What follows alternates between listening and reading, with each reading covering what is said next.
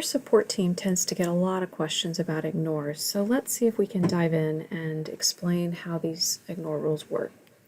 So ignore rules tell our system to ignore matching to a Salesforce record based on a designated email address or entire email domain.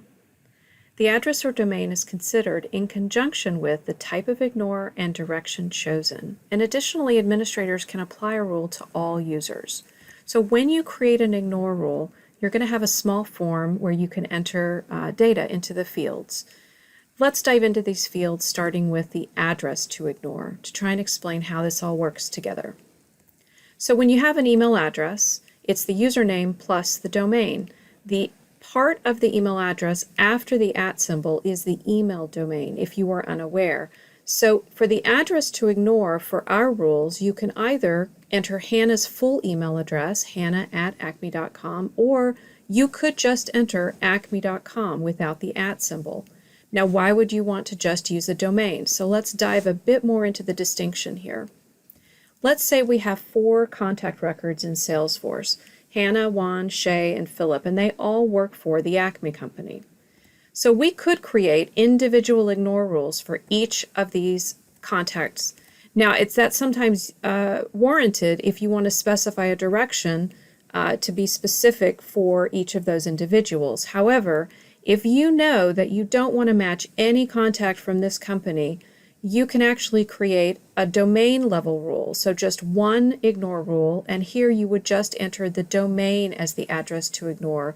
That way you don't have to specify 4 different email addresses and usernames. This also means if additional contacts are created in Salesforce, you're covered. That domain will still be ignored even if you don't have to go back in and create a specific ignore rule for that person. So let's talk about some of the other fields you decide on when you're creating an ignore rule.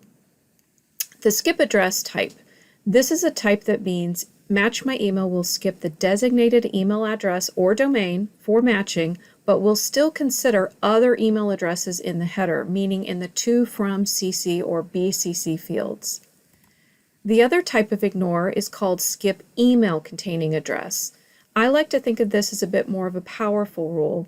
It means that if the designated address or domain is in the email message header, so again, in the to, from, CC, or BCC fields, the entire message is going to be skipped for processing, even if there are other email addresses in that header that would result in a match.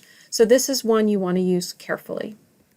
Direction means that you could specify if the address or domain is the sender, meaning they're the from, the recipient, which would be the to, or in any direction.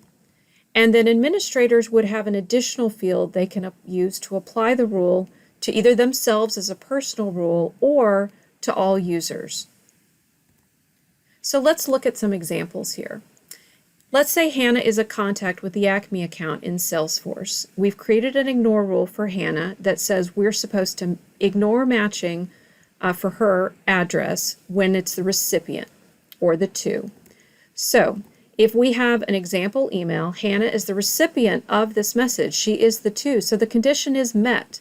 That means that when Match My Email imports this message into the email cloud, we would ignore the message and not match it to her record. But if we have that same rule and we have a different email message where Hannah is actually not the recipient, she's the sender, maybe she's replying to that, the condition is actually not met because she's the sender. So in this case, we would go ahead and match that message to Hannah, and that would show up in Salesforce.